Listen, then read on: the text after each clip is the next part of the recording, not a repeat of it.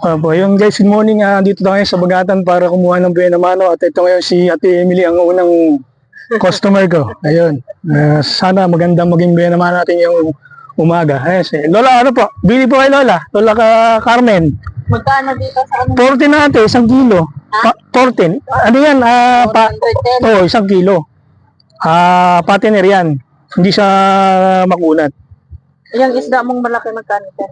230. Yellowtail yan. 1 kilo yan, 230 Hindi ang 1 piraso. Masarap yung... Sigang. Lalo na kung may miso ka. Siguro 1 kilo yung isa. Ay, wala naman natin. Sige, try lang natin, ano? Susubukan lang natin kung gaano siya kabigat. Pero wala 1 kilo to. Ay, meron pala, sakto. Oo, sakto.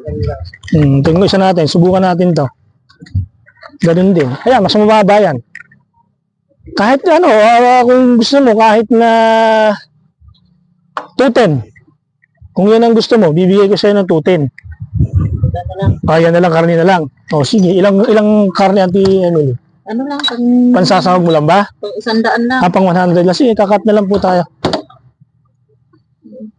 Magandang kamay natin. Ayo, mas maganda, ano? Para maganda ubos ngayon.